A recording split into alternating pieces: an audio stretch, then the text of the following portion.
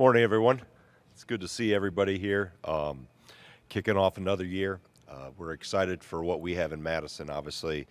I think the word I've used the most over the offseason is retention. And to have the vast majority of our nucleus back from last year, plus what we've added through the transfer portal and with our freshman class, this group has a chance to be a really, really good team. So we're 9 days into practice.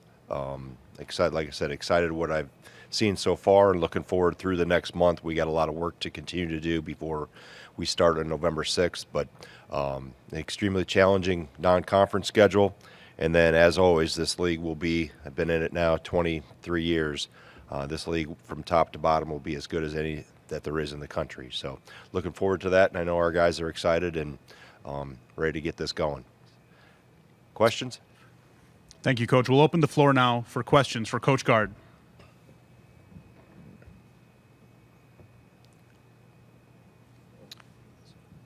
On your right side. Yeah.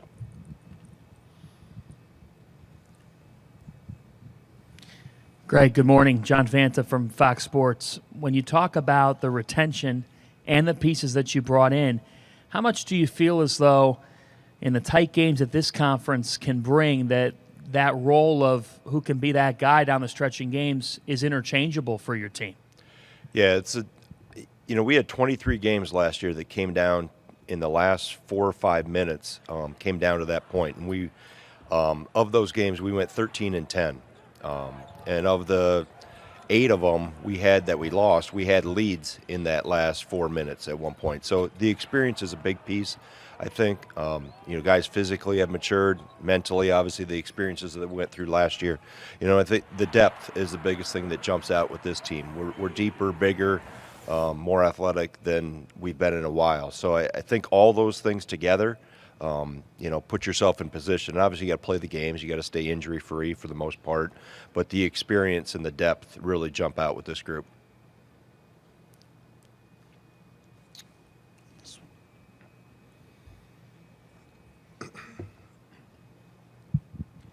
Greg, Adam Jardy with the Columbus Dispatch. You mentioned those last couple of minutes of games and how tight so many games were last year, and the logjam in the league standings seem to reflect that.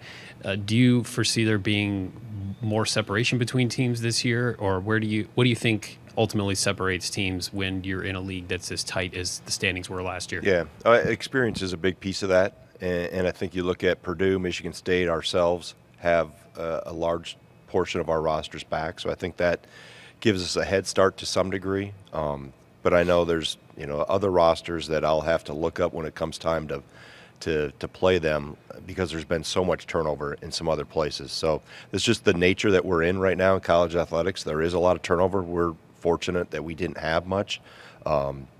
So I still think when you come down, you've been in those situations, you've been in those games, you've been in these pressure situations, and hopefully we're better not only from those experiences mentally and how to handle those situations, but physically have made a jump and are bigger, stronger, and hopefully not in those positions as long, as many times as what we were a year ago. Questions for Coach Gard?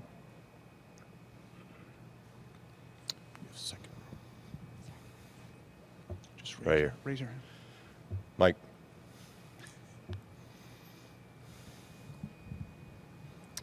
Michael McClure, Wisconsin State Journal. Greg, you mentioned the close games. I mean, the poor shooting at the end of the games obviously led to a lot of those losses. I mean, did you take time to diagnose that? And, what did you come up with just looking at the film from last year? Yeah, I think, getting to the free throw line more. In times when we were there, we didn't convert like we should or need to. And the year before, we had done it exceptionally well. I think some of that's personnel. And obviously, I think some of the changes and growth that have taken place with guys that are returning, and then some of the additions we've added will help us in those situations. So it's about the quality of the shots that we're getting to. Obviously, the three has become such a predominant part of the game. So how do you utilize that more? How do you continue to have a high free throw rate? So finding those balances. But I think the one thing is the shot selection. And then when we were at the line, we have to convert at a higher rate than what we were able to last year.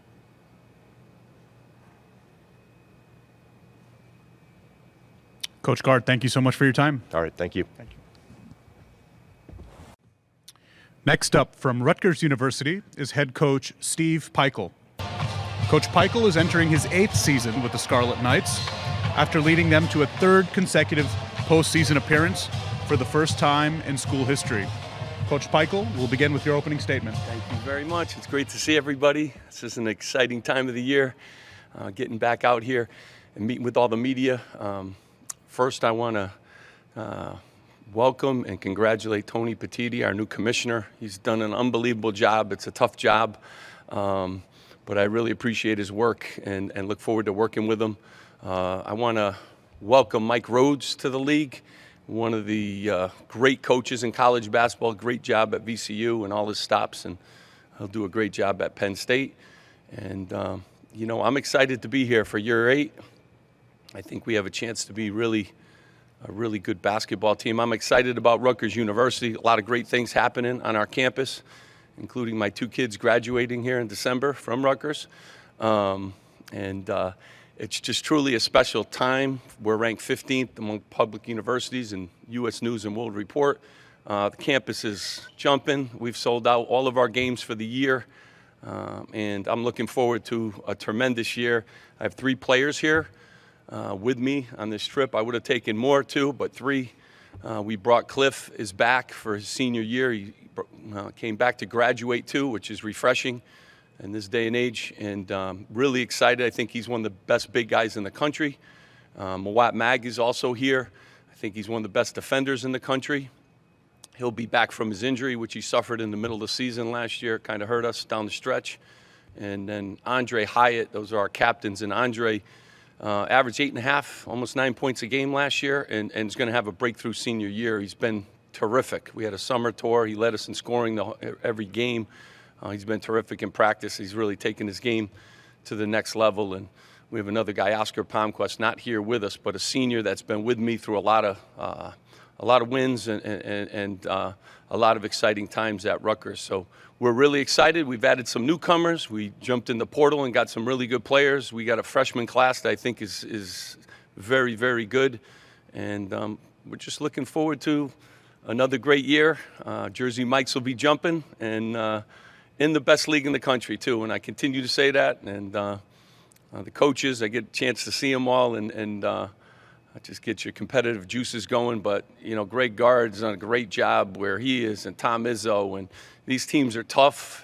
Going to their gyms is hard, and we've added 4 more, and I want to welcome them into the league too with Oregon, Washington, and UCLA and USC, and other 4 guys, great coaches and programs added to this already great league. So we're looking forward to competing and looking forward to an exciting season. Thank you, Coach. We'll open the floor now for questions.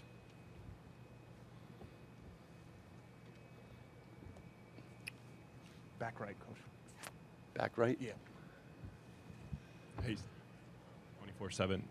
Your recruiting is just through the roof right now. Like, what has made you guys resonate on the trail? What do you say about your staff and what they've been able to make Rutgers a destination for some of the best players in college basketball? First of all, I'm lucky my staff didn't go in the portal, so that's the most important thing. I have a fantastic staff, and Brandon Knight is a special coach. He's been with me for 8 years and done a great job. And T.J. Thompson, probably one of the great young coaches in college basketball right now. But I'm very fortunate. Our university is exploding. I mean, Rutgers is. The campus is beautiful. New buildings going up. Pat Hobbs doing a fantastic job. President Holloway, ranked 15th in the country in public university. So it's an awesome place. It really is. I'm just blessed. I'm here at the right time. We got a great practice facility. We graduate everyone in our program, and guys get better. And we're just lucky. We've been on the trail and working hard. And our freshman class this year are really good. And I think we do a really good job. Again, my staff gets all the credit. We have a new coach on our staff too, Marlon Williamson, who's doing a great job. But we develop players, we graduate them, and I hope we continue to do that. But I'm a product of good timing at Rutgers. The university is a good place.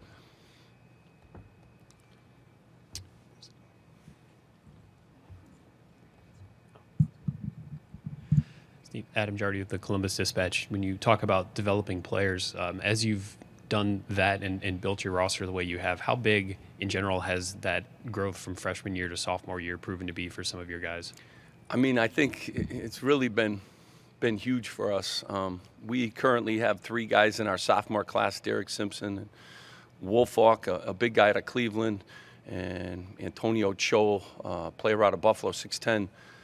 If you saw them last year at this time, and now when you come to our practice and see them, they are completely new players. You know, they used the year, they used the summer, they worked hard, their bodies have developed. I think you'll see new players, those 3 guys in particular. But development is a huge part, I think, of every program, and luckily they stayed. You know, a lot of time is spent on the guys that leave. These guys stayed. More time needs to be written about the guys that stay, and complete the deal and get better and buy into your program. And we're certainly blessed that we had a lot of guys, you know, decide to stay and keep working and get better. Mike DeCourcy from Sporting News. Steve, you lost several of the players who handled the basketball for you a lot last year and in the years previous. What did the international tour teach you about how your offense can not only withstand those losses but improve into this season? Yeah, I mean, the international tour was great for a lot of reasons. We went to Africa and Portugal. The bonding, the time you spend with each other, but doing different things too off the court, I just think is tremendous. If you ever get a chance to go to those countries, you really realize too how fortunate we are, you know, here.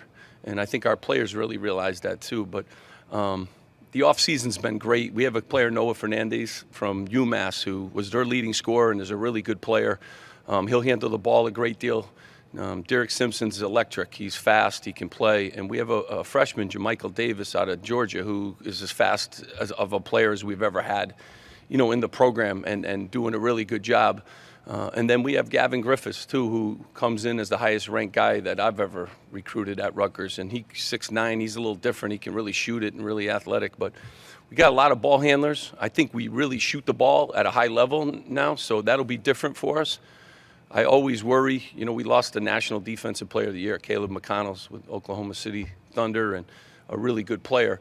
But I'm going to make sure they play defense. That's one thing that I know. But we're really scoring the ball at a high level, and we're very athletic, and we're deep. So I like the fact we can go 11, 12 deep this year. We really didn't have that kind of depth the last couple of years. So when we got an injury, it hurt us.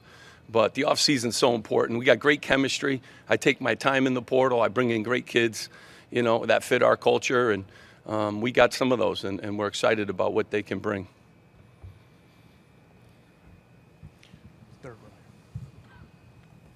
Steve, John Fanta from Fox Sports, good morning. Good morning. You talked about Andre Hyatt and how he is due for an even bigger breakout for this program. Why? Well, I mean, he's a top 50 player out of high school, first and foremost. He went to LSU. He transferred in. This is year 3 for him. I just think when players graduate or leave, the opportunity changes, and he has taken huge advantage of that. He always could score. Now he's doing a lot of things for us. He's in great shape, so by far in great shape. He's also getting his master's degree, too. He's an awesome kid. He's taking on leadership roles. He's going to have a fantastic season. He really is, and very confident in his ability to help us a lot this year. And he's a real tough matchup. I mean, he's built. He's 6'6", 6'7", and strong. He could play the 3, the 2, the 4, so I could move him around. But he's going to have a good season for us, and pleased he came back. Questions for Coach Pikiell? Awesome. All right, Coach. Thank you so much for your time. Thank you so much for listening. Thank you. Making his first appearance at Big Ten Basketball Media Days, Penn State head coach Mike Rhoades. Coach Rhoades will begin his first season with the Nittany Lions after a successful run at VCU. Coach Rhoades, welcome. Thank you. We'll begin with your opening statement. Well, it's an honor to be here to represent Penn State and Penn State men's basketball. So a small co-region kid from Pennsylvania to represent Penn State as the men's basketball coach is a great honor, and I'm excited to be here today. Thank you. We'll open the floor now for questions for Coach Rhoades.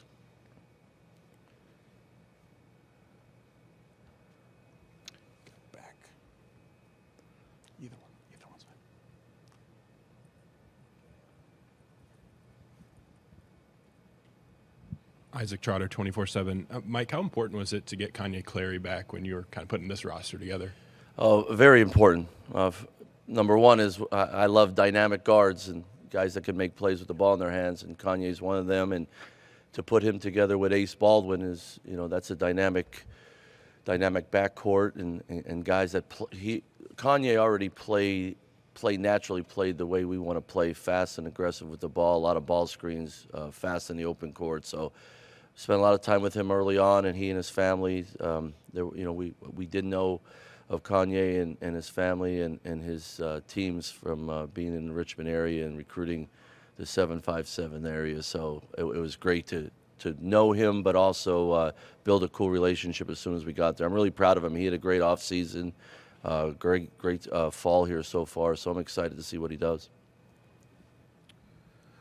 Mike, Todd Golden with CNHI over to your right. Obviously, Where being are we at? Over here. over Oh, here. I'm sorry. That's all right. Obviously, with your being a new coach, you have to deal with the transfer portal. What was your strategy in terms of filling your roster as it was? Penn State had a lot of seniors, but what was your strategy dealing with that aspect? Well, we were down to 3 guys, so I had no choice, right? So we just jumped right into it. Number one was not to panic. Make sure we found guys that fit me, fit our staff, fit our program and what we're trying to do, and we didn't want to make any mistakes. And when I meant like that, somebody that's going to help us build the program the right way, our way. So we were very picky in the transfer portal. We had a lot of people reach out to us because of our style of play, and it's a fun way to play. But we also wanted to make sure they were young men that fit Penn State. What we were trying to do to build our foundation to get off to a great start. So I'm really proud of our staff. But yeah, I think we got 10 players in 59 days. So yes, we were in the transfer portal pretty intense.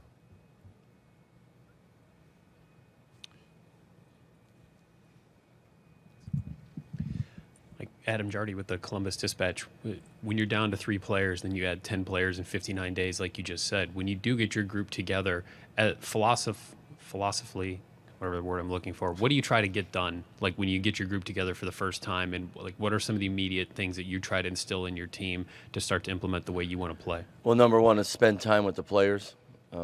Before you can get them to give themselves to you got to build a level of trust. And to build trust, I always believe, is time and communication.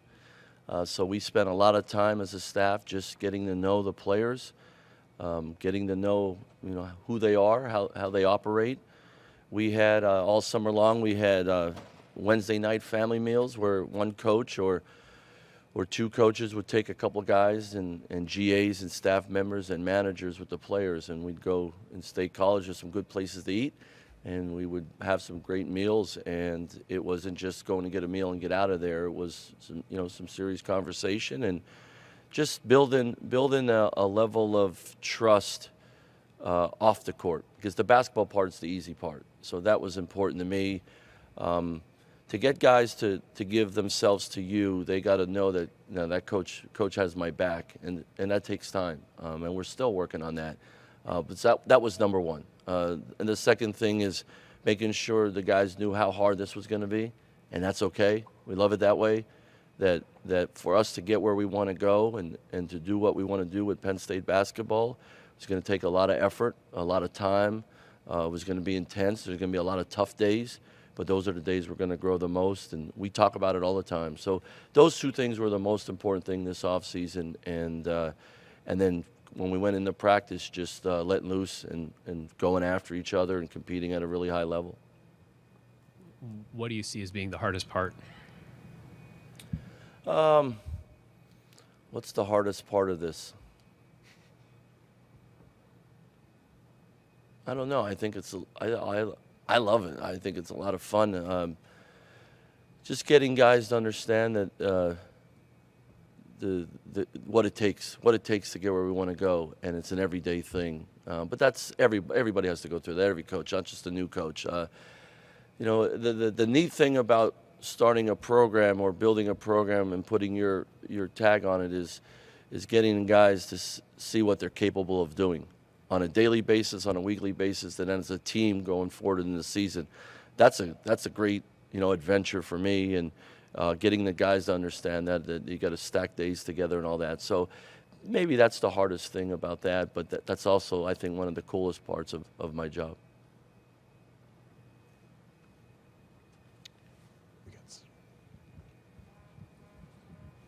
To your right, Coach. Mike, John Fanta from Fox Hey, Sports. John.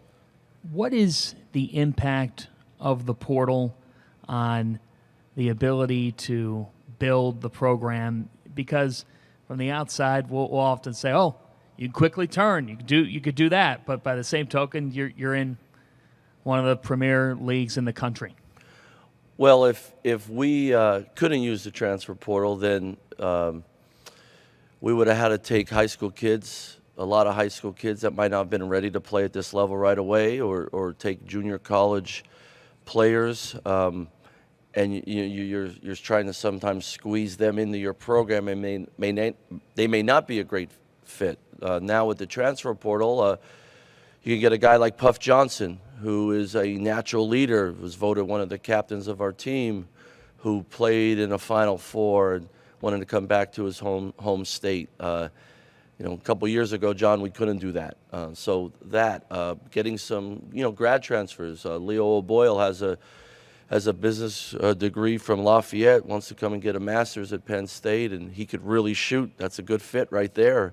There's quick fixes, if you want to call it, but also we're trying to get a quick fix to push our program forward quick. But, man, there's some great fits, too. And I think we got a few of them for sure. On your left side in the back, Coach. Tyler Tashman with the Des Moines Register. You mentioned some of the new guys you brought in. What has stood out to you about DeMarco Dunn so far? Yeah, just versatile guard. Could score in different ways. I think he could be an elite defender. He just needs playing time. He played behind some really good players at Carolina, and I recruited him to VCU. So there was a relationship with there and his family and his high school coach. And I think DeMarco could be a guy that surprises a lot of people. And he's growing, he's maturing. He's probably gained about 10 pounds this summer, got a lot stronger. But he also has great freedom now to go be a player and not worried about making mistakes or looking over his shoulder. And I think he fits our style tremendously. So I think he's a good player right now. 6 months from now, a year from now, I think he could be very, very good. So we're really excited to have him. Perfect fit for what we're trying to do.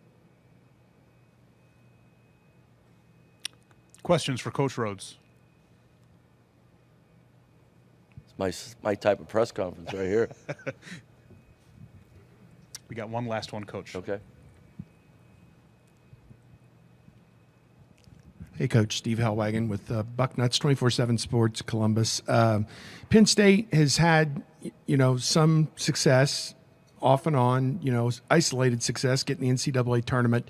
In your mind, what's it going to take for that program to consistently be in the running for the NCAA on an annual basis, I guess? Well, number one, belief, and we can do it, and we can do it all the time. And what I've said since I've taken the job is Penn State basketball, and I've known it. When I was a little kid, I went to basketball camp. I saw games in Rec Hall. I've always followed it, always cheered it on everywhere I've been. We just haven't had sustained success. And number one is belief. Number two is having a commitment from your president and your AD, which is why I'm here. I came to Penn State to work for Pat Kraft, and the alignment of our president and our athletic department is the best it's ever been. And I felt that, and I've seen that. And working for Pat every day makes you want to run through the wall to get it done. So it's going to take changes. It's going to take a huge commitment. It's going to be the belief in that we can do this. And especially on the days when you get beat, or the days it becomes really hard or some things don't go your way. But that's how you build something successful. And to sustain it, you got to have people on board on the toughest days. And I think we have the people that want to be a part of building this thing to make it a huge winner. So I came here to win. I came here to try to win big, and doing it the right way with great student athletes. But they got people want to play basketball and guys that want to play basketball at Penn State. And I believe we got off to a good start with that. Coach Mike Rhoades, thank you so much for Thank your you. time. From the University of Maryland, please welcome head coach Kevin Willard. Coach Willard will tip off his second season in College Park after becoming the first head coach in program history to achieve 20 wins, a national ranking, and an NCAA tournament berth in his first season. Coach Willard, we'll start with your opening statement. Thank you. It's exciting to be back in Minneapolis again. I want to thank the Big Ten for doing this. Excited about this year's team. You know, had a really good off season. Got to go to Italy. You know, we really were able to make some good strides with our roster in the portal. Really good group of freshmen. So really excited about this team and this year. I think we have a good challenge. Johnny, how you doing? So, yeah, that's all I got. Anybody have any questions?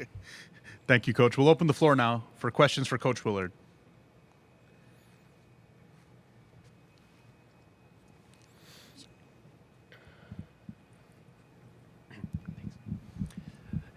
Adam Jardy with the Columbus Dispatch. When you took the job and you looked at your roster, what kind of jump did you expect to see from a player like Julian, and then how did that play out last season? Yeah, I mean, I think, you know, when you get a job nowadays, it's really difficult because the transfer portal. So guys can leave, you can get guys. Julian's one of those special young men that loves Maryland. You know, obviously grew up in Baltimore.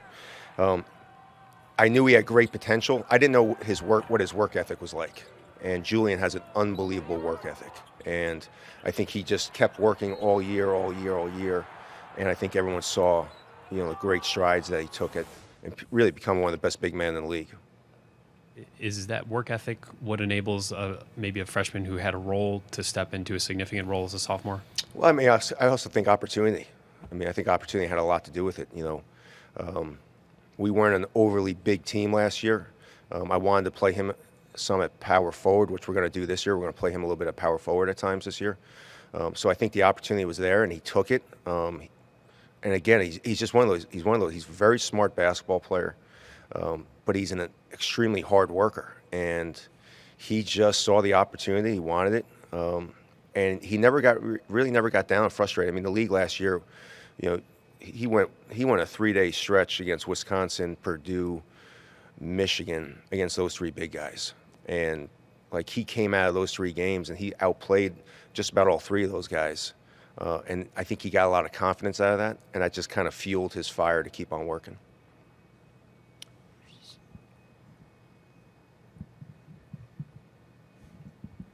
Tyler Tashman with the Des Moines Register. What have your impressions been so far about Jordan Geronimo? Yeah, I mean, I think, you know, the thing we talked about as a staff that was really important after we lost to Alabama in the NCAA tournament was we really needed to change our athleticism. You know, again, I had a great team last year. They were so fun to coach. But there was some limits on what we could do physically and athletically.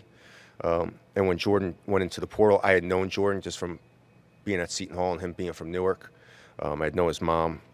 And it was just one of those things. He was one of those guys that just was going to be a game changer for us. And Jordan, so far, is, I mean, our practices, we haven't practiced longer than an hour and 26 minutes because our practices are so athletic and so physical. He's changed. You know, I have a lineup with Dante Scott, Jordan Geronimo, Julian, and Matty Chador. I mean, we are big and physical, and Jordan's changed the way we play. He's that good of a player. He's shooting the basketball great. He's skilled. More than anything, he's just changed our roster just by adding him.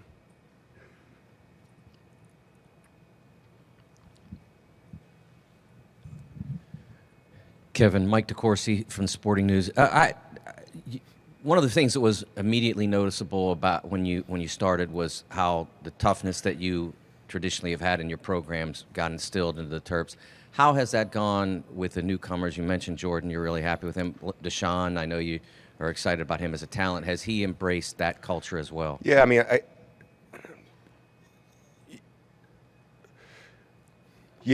you know, our freshman class is the best freshman class I've ever had. Deshaun Harris-Smith is by far the most talented player, probably the most physically gifted basketball player I've ever been able to coach so far. Jamie Kaiser was a former quarterback and played football, so they've been able to come in with Jordan and really kind of embrace how we want to play, the level we want to play at. It's been, like I said, practices has been unbelievable. We can't go that long because they're so competitive, they're so physical. We look like a Big Ten team, where last year, we had to really fight to be a Big Ten team. This year we look like a Big Ten team, and I think we can compete at a little bit higher level because of that. Questions for Coach Willard?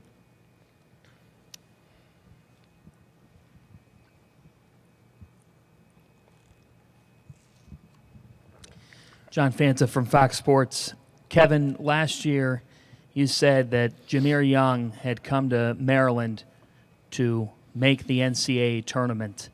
What's the mindset between you and your point guard heading into this season on building on that?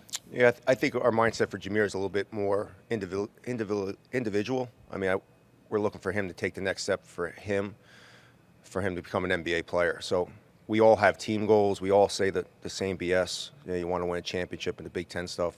I think everyone has that goal. But for me, with Jahmir, Dante, Julian, some of the freshmen, it's a little bit more individual this year. I'm looking for them to take the next step in their game so they can get to the NBA. They can have a professional career. So for me, it's a little bit more selfish. I'm looking at it a little bit differently. When you have kids that have come into your program, guys like Dante Scott, who I think no one's even talking about Dante, and he's playing at a level he's in the best shape of his career. Guys like Jahmir, you want them to be very successful after they leave you. So yes, we have team goals. Yes, we have what we want to do. But for Jahmir, Dante, Julian, we're looking for them to take the next step so they can become NBA players or pros. So that's the way I look at it for those guys. Coach Willard, thank you so much for your time. Thank you very much. Please welcome to the stage from The Ohio State University, head coach Chris Holtmann. Coach Holtmann is preparing for his 7th season in Columbus with the Buckeyes. Coach, welcome. We'll begin with your opening statement. Good to see you again, Suffolk. You too. Good to see you. That's a great fit, by the way, as always. Thank you, sir. It's great to be with you guys. Again, here in Minneapolis, it's obviously great to be here. It'll be great to be back for the Big Ten tournament. And, I have no doubt this will be another highly entertaining Big Ten season in what I believe is clearly the deepest conference in college basketball. So I'm excited about another really fun, challenging year. For us, it's the celebration of 125 years of Ohio State basketball, and as always, we look forward to representing all those that came before us, all the teams and coaches and phenomenal players that have come before us. As many of you know that followed us, last year we had our struggles until the very end, and we certainly have a lot to prove, and I know we're all looking forward to that opportunity here this year. We have a group that consists of six returning players, as well as 3 transfers and a 4-man freshman class. We'll certainly be led by that group of returning players, 4th-year player Zed Key, as well as that trio of returning sophomores, Bruce Thornton, Roddy Gale, Felix Okpara.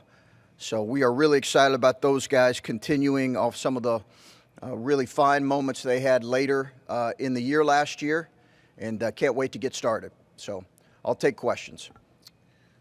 Thank you, Coach. We'll open the floor for questions. Chris, Adam Jardy with the Columbus Dispatch. After losing Bryce last year and some other guys that were pretty ball-heavy or prominent offensively, do you have a little bit of a feel through the preseason here what this offense might look like? Yeah, I do, Adam. I think we spent a lot of time in the offseason looking at some of our offensive numbers, and the reality is we were not, particularly in Big Ten play, Adam, good enough offensively in a number of ways. Our numbers overall on the year, as you know, were good, but in Big Ten play, they were not good enough. We were not efficient enough like we had been really the bulk of our time at Ohio State. So we made some adjustments, and I think we've got a group that in some ways, there's an element where you lose a guy that has the ability to kind of go get a bucket at any time. That presents some challenges, and then it's also obviously going to present some opportunities for some other guys. Steve Hellwagen, Bucknuts 24/7 Sports. You bring in 3 transfer players, and obviously the hope is that they're going to be productive members of your team, veterans, leaders, even though they haven't been in your program. Just if you could go through each of those 3 guys and how you kind of envision what you want to see out of them. It sounds like McCaffery has already been a pretty good addition from the limited bit that we're getting. Okay, you've got an insider source there, Steve. we really are pleased, Steve, with the 3 transfers that we have. They've had a really good summer and fall, and I think as every coach will come up here and talk about how excited he is about his team. But I really think that those 3 guys are going to have a real significant impact on this group. You mentioned Evan. Evan's the youngest of the group. Evan's just spent a year in college, so he is a sophomore, and I think he is a growing, developing player. Dale Bonner gives us something that we really haven't had maybe in our entire time at Ohio State in terms of his quickness, his ability to shoot the ball, and how dynamic he can be. It just gives us a different element. And certainly you can play he and Bruce together, and we plan to do that pretty consistently. And then Jamison Battle's obviously a proven multidimensional wing, guard forward who's been able to score in the Big Ten for the past couple seasons. So we're excited about his shooting and scoring that he's going to provide. 4th row on your right. Myron Metcalf, ESPN. They're not here yet, but the 4 former Pac-12 schools that are on their way, what do you think they add to the basketball product in the Big Ten? Yeah, I'm excited about it, Myron. I really am. I think our league is positioned as well as any league in the country, and I think all those schools bring a different element. They're all going to be really exciting places to play for our guys to go and experience playing at some of those venues that are as iconic as there are in college basketball. They're all programs that have experienced certainly highs and lows, but you look at a program like UCLA, and they've had a phenomenal last couple years there with Mick. So I think it's a really good thing for our league. I couldn't be more excited. I think I speak for most coaches. The question that's come up a lot, Myron, is the scheduling and how that impacts sports like ours. But I know that we have an incredible crew at the Big Ten that I think will take all that into account. There'll be some challenges with it, but it's well worth whatever challenges are going to come. On your left, Coach, 1st row. Hey, Coach. Good to see you. What's up, Aaron? Aaron Kraft, Beyond the Big Ten.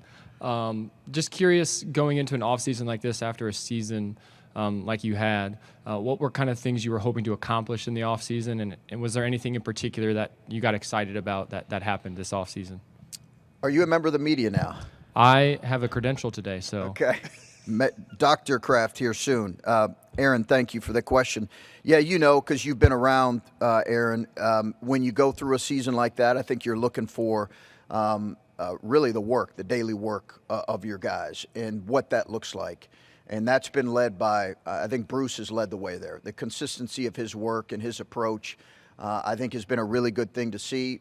And it's also certainly been contagious. But that's the first thing you're looking for is, do we have the daily work and the edge that's required coming off some struggles? And I really do look at those struggles, and we were talking a little bit about it last night.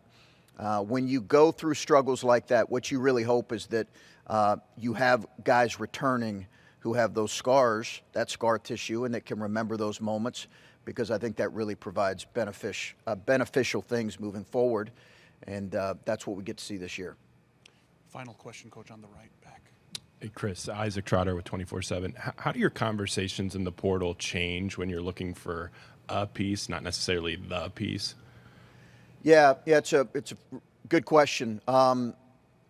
You know, I think for us that was a conversation, right? When you have a young group of players, you can go out and recruit kind of the player. But for us, we were looking for guys that we felt like could certainly make an impact, but could also allow these sophomores in particular to grow.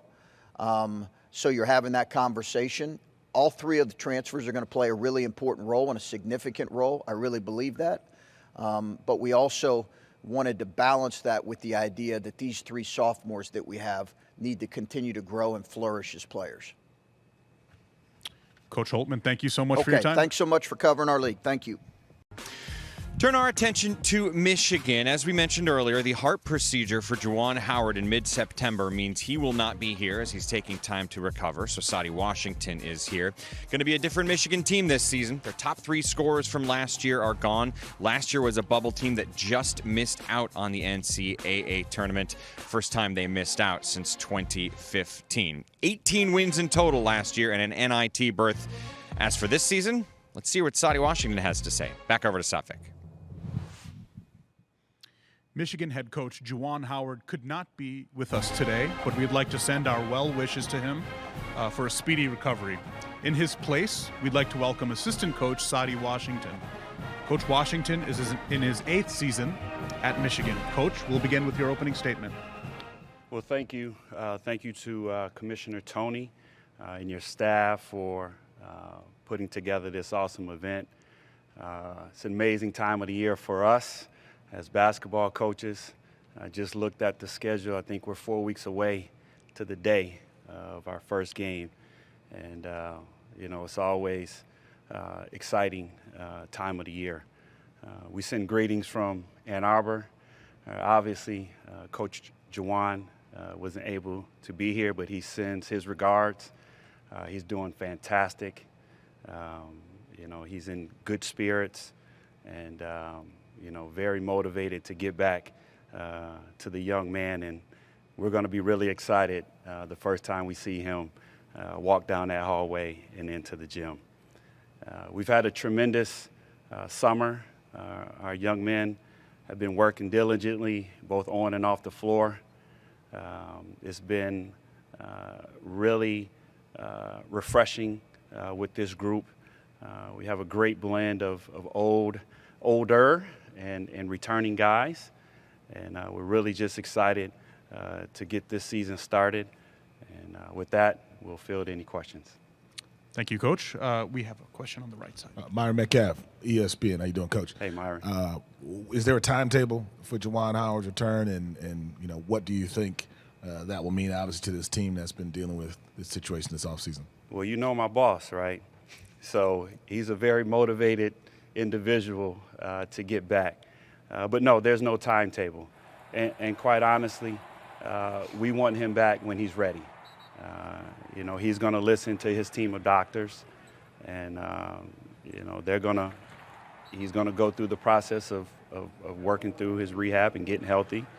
And, but I know how the competitive spirit that he is, and he's going to be running through the door when his time comes. And we're just going to hold down the fort and forge forward and try to prepare these young men for this season. Questions for Coach Washington?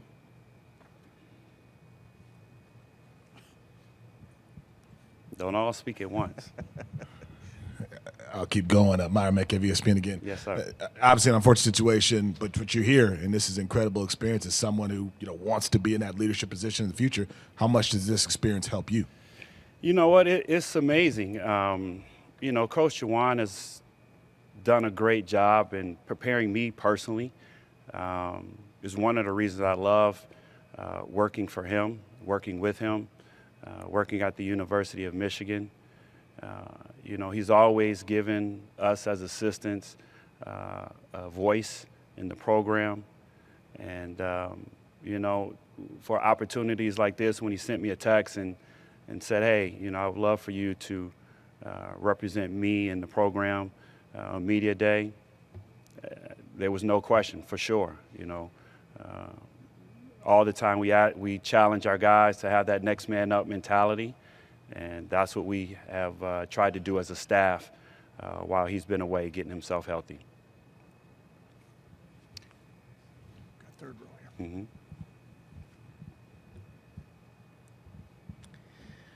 John Fanta from Fox Sports. Hey, John. Coach, what has Olivier Camois brought to this program? Man, Olivier is such a great burst of energy. You know, you have a young man who has championship experience, NCAA tournament experience. They did a tremendous job in developing him at the University of Tennessee.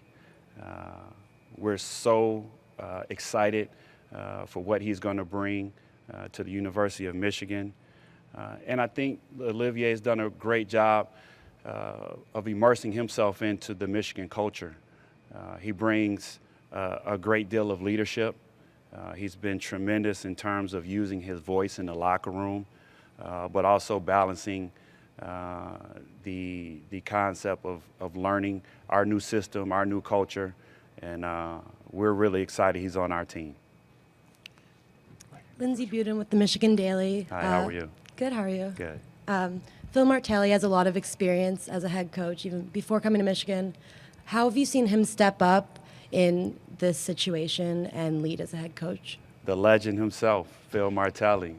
Phil Martelli, you would never know, with the humility that he brings since day one, that he's coached at the highest level and on the biggest stages. He's been a great source of leadership for us. He's a great sounding board. He's been a tremendous mentor for our staff. You know, every single day he's leading. He sends a text every day. He doesn't miss. And, you know, it's been awesome to work with him in the various capacities. And even now in this role, as he is standing in the gap for Coach Jawan, it's been awesome, you know, to kind of, I mean, it's like anything else. And Coach is a vet. Phil is a vet, and he can coach in his sleep. And just kind of watching him grow and develop the team in his way through Coach Jawan's system has been awesome. And so, you know, we try to support one another in that hallway. And Coach Phil definitely has been awesome for us.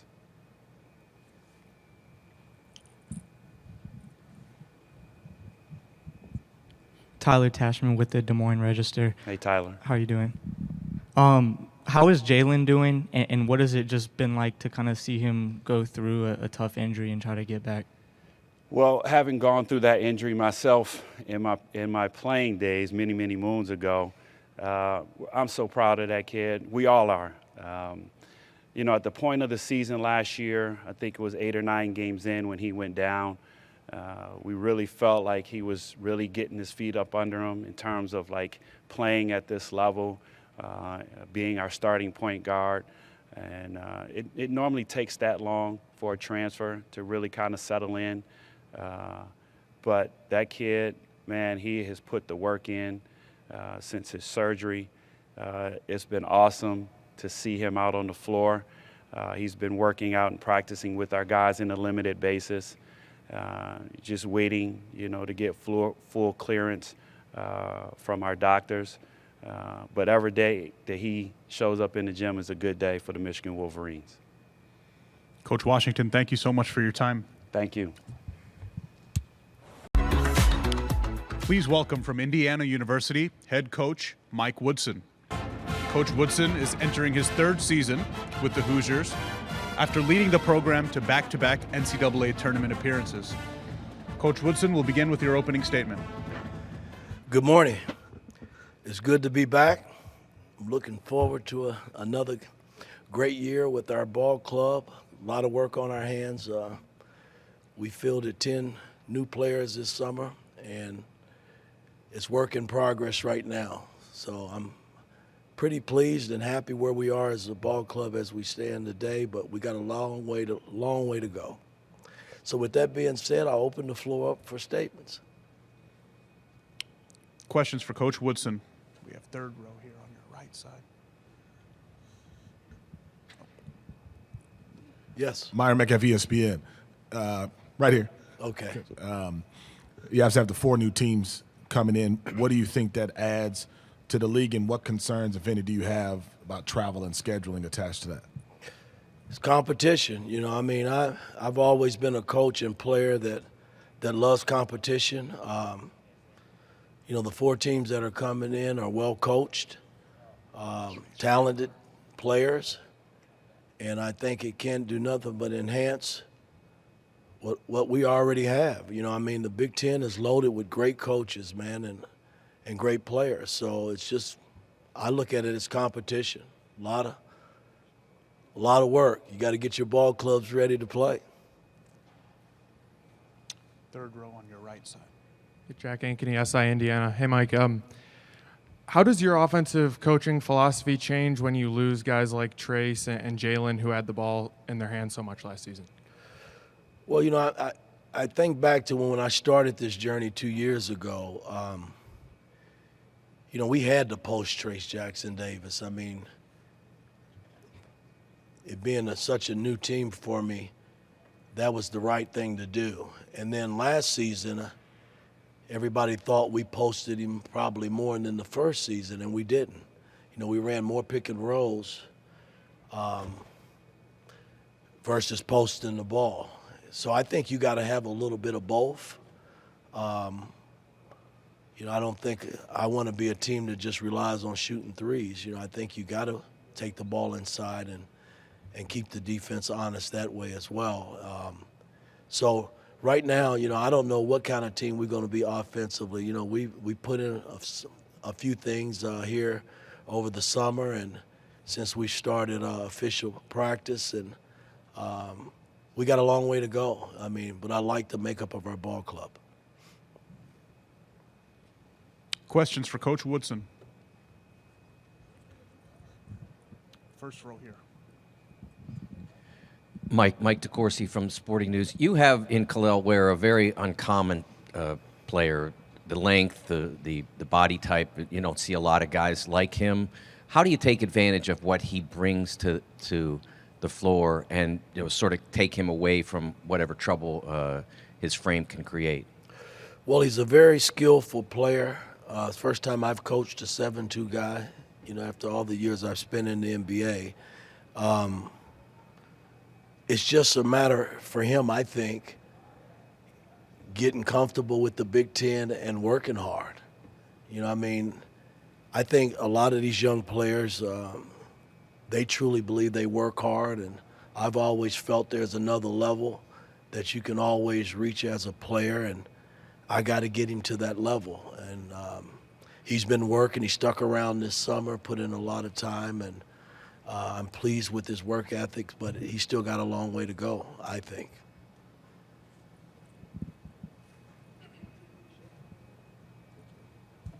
Yeah, Coach. Steve Hellwagon with Bucknuts 24/7 Sports. My question about Mackenzie Mbako. I hope I've got Mbako. And the freshmen that you have, you're going to be, it appears, counting on them to do some things for you guys this year. Just the impact that he could have, and also that freshman class. Well, again, I mean, we were high on him when he came on the board in terms of being recruited. And once he made the commitment to us, you know, he's come in this summer and really worked. Great shooter, can really shoot the basketball. But again, high school, that jump from high school to college is a big jump, just like the jump from college to the NBA. He's got a lot of work that he's got to put in to get where, you know, he needs to go, and in terms of helping us win basketball games. I mean, again, I got a bunch of young players that I got to teach. A couple of sophomores that were freshmen last year that I'm expecting big things from. But he's a piece to the puzzle that we're hoping that can step in and play right away and do some nice things for our ball club. On your left side in the back. Tyler Tashman with the Des Moines Register. You mentioned some of the sophomores now. Malik is one of them. How have you seen him grow since the end of last season? Well, the fact that he's got his body and his body's in much better shape than it was his freshman year. And again, a lot of that had to do with the fact that he stuck around this summer. You know, most of my guys stayed in Bloomington this summer and put the work in, which they needed to do. And I'm expecting big things out of him because he's very talented. He can do a lot of things on the floor. So he's just got to continue to work. I'm pleased at where he is today as well because he has been working his butt off. But we got a couple other sophomores with CJ and Caleb Banks that I'm expecting some big things. I can't wait on them. I need them to be ready to play this season. Coach Woodson, thank you so much for your time. Thank you, guys. Please welcome from Michigan State University, head coach Tom Izzo. Coach Izzo is entering his 29th season with the Spartans, and last season made his Big Ten record 25th consecutive NCAA tournament appearance, advancing to the Sweet 16. Coach, welcome back. We'll begin with your opening statement. Where do I buy one of those outfits, man? I'll I like get you it. your size next year. I got you. Yeah, I appreciate it. Well, it's great to be back, and I'm excited about the season. I not only think we have a better team, but I think you're going to find this league is so much better than what I've seen preseason rankings. When I look at some of the teams, that got a lot back, and yet I'll be honest with you, other than my own team and a little bit Purdue, it's kind of who knows who has what because there's been a lot of changes in our league as there has been in the country. So I'm really excited. I've got some guys that have been through the wars that have succeeded in some and have failed in some, and I think that helps prepare them for what we're in for this year. The schedule is pretty good early, and it'll kind of give us a great way of figuring out where we are, especially with this game with Tennessee that would have been just a scrimmage, and now it's kind of a little more than a scrimmage since we're going to give the money to Maui. I think is a great deal for Rick and I, and they're really good, and we scrimmaged them last year. So I'm excited about a lot of it. I think in general, the Big Ten is still the Big Ten, and and it seems like other leagues, and I guess we get this negative part about the NCAA tournament. Understand it. Know that one of us got to win a national championship to get this thing straightened out, and put a little pressure on Matt, what he's got back. I think they have a great shot, but I think there's some other teams in the league that have a shot too. So questions I'll take. Myron Metcalf, ESPN, Tom. Right. On your right. Oh, I'm sorry. Myron. Hey, how you doing, Tom? I'm great. How are you? Good. The four former Pac-12 teams coming in to the league next year, what do they add, and what concerns, if any, do you have about scheduling and travel? Well, for me, they had a chance to get some tan lines in the winter. That's what they're going to be for me. I don't know about the scheduling. I have all the faith in Tony and our group and KP and how they do it. It's going to be a little interesting, but I was here, and I was just telling Tony behind the stage when Jim Delaney, when they started this, expansion and everything, and I was one that was telling him how crazy he was, and as they say, crazy like a fox. I mean, look what's happened with the Big Ten Network. Look what's happened with the expansion of our league, and I think there's been a lot more positives than negatives, and I think that'll continue. So I'm excited. I mean, those are some good games. Mick Cronin's a good friend. We played USC last year. We played Oregon last year. We haven't played Washington recently, but I guess I'm excited. There's going to be some incredible trips, and I'm looking forward to them. Right here in the front. Charles Holtmann, Minnesota Spokesman Recorder. Can you speak a little bit on Trey Holloman, his development from last year to now, and then has the campus settled down since the shooting? Has it got somewhat back to normal that your players feel comfortable again?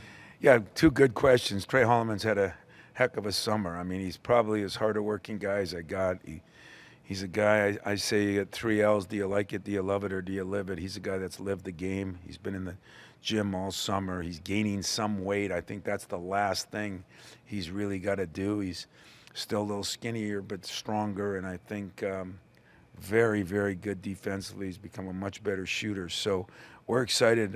Trey will definitely be in that playing group. We're excited what he's done. And as far as the campus, you know, it's a shame what's gone on a lot of campuses around the country and what went on at our place. It happened. I think our administration did a phenomenal job as we reacted very quickly and within a couple hours apprehended the shooter, and then how our campus kind of rallied around each other was what impressed me the most, you know. And I think it's through times that things go wrong that you realize how close-knit you can get. And I think, you know, we miss the people we lost. We still feel for the people that have been injured and are recovering, but we're moving forward the best we can, and I think things have been pretty positive. On your left side, Coach. Good morning, Coach. Joey Christopoulos, Beyond the Big Ten. So my question for you is based honestly off of your opening statement. You've got a returning group of players. You have some new guys coming in. I'm a Chicago guy, so Juliet West's Jeremy Fears Jr. is interesting to me. But broadly, you know, over your career, you've seen a wealth of successful teams. This early on in the season, are there any specific or thematic traits, characteristics that you see in a group early on in a year that sometimes that you've seen in other successful teams of the past, and exactly what are those this early in the season? Well, about 3 weeks ago, we had a bunch of our pros came back and a bunch of our alums came back, and the first thing they all brought to my attention was it seems like a pretty close-knit together team. Everybody talks about that. Everybody has a family. Everybody, but you know, the only way you get that is that's earned through time. And you know, I've got some 4th and 5th year guys. I've got some guys that have been successful. Had some guys that have failed and had to, you know, relook at things. I've had some tough losses in the NCAA tournament. I have some big wins in the NCAA tournament. So I think they understand the difference between winning and losing. And then last year coming, you know, within an overtime win of maybe getting to another Final Four. I think that left some hunger. So the best thing I look for now is togetherness in your team. Is the chemistry good, especially when you bring in a good class of freshmen and yet you got some upperclassmen? Is it a player-coach team? Do those upperclassmen, you know, kind of help coach those freshmen? And do we have leadership? And I think we have a chance to have very good leadership. And Jeremy Fears, I think, is one of the best leaders as a freshman that I've had, and I've had a couple of really good ones. Only a couple, because there aren't many like that, but he has been great for practices, great for A.J. Hoiberg. Those guys go at it every day, and Trey Holtmann.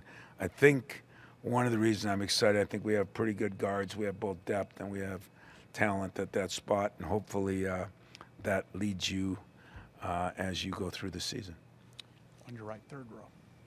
Tom, John Fanta from Fox Sports. Just curious, in the time that you've spent coaching him, after recruiting him, if there's any observation, takeaway, thought that comes to mind that you can share with us with Xavier Booker. Very, very skilled and talented player is what I like. Great family is what I like. And not entitled is what I love.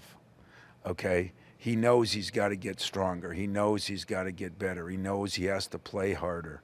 But he has some things that I never had. You know, a foot and arm length and a foot and a half in height. And those things are valuable. Very good athlete. He's adjusted pretty well to college. You know, the banging has been something we all knew he had to get better at. But I give a lot of credit to his mom and dad because they knew that the day he got out of school, they wanted him up, lifting and getting better. And so Xavier's been a treat to coach, to be honest with you. You know, everything, we know with freshmen, everything changes when the game starts and you don't play enough minutes and this and that. I mean, that's normal. I mean, everybody's gone through it. Kind of helped me. A couple weeks ago, I had Jason Richardson there, and as a freshman, he was a top 5 player. And, you know, he came off the bench and played limited minutes early and then grew into a spot that helped us win a national championship, helped him get to a Final Four the second year, and the fourth, fifth player taking the draft. So, this is a process, and that's what we're trying to tell Xavier, in fact, all the freshmen. But Xavier's got the longest process from a standpoint of strength and that ability, but he's got one of the highest prospects as far as skill level, and he can shoot it, he can run, and he's been fun to coach. I've been really enjoying Xavier. Coach Izzo, thank you so much for your time. Wow, that was great. Now coming to the stage from Purdue University, head coach Matt Painter. Coach Painter is entering his 19th season after leading the Boilermakers to both the Big Ten regular season and tournament titles last year. Coach Painter will begin with your opening statement. Thank you very much. Obviously, we're really excited for the season. I think the fact that we return a lot of guys, we had a couple guys sitting out that we think are really good players, except we lost two guys, David Jenkins and Brandon Newman, that really helped us last year. But excited for our new guys to blend in, excited for our returners to grow and use the experiences that we had last year across the board to really help us have a better year than we did last year, and that's the goal for us. Obviously, we had a tough finish to the season, losing in the first round, and hopefully that sits with us as a coaching staff and really as a program to make us better so we can have more success in March. But as you guys all know, it doesn't start there, and the process starts all over, and you can't miss any steps, and you got to just keep growing your program and keep growing your group, and we just have to be collectively a little bit more confident than we were at the end of the year. And but really looking forward to working with our guys, and we had a good summer.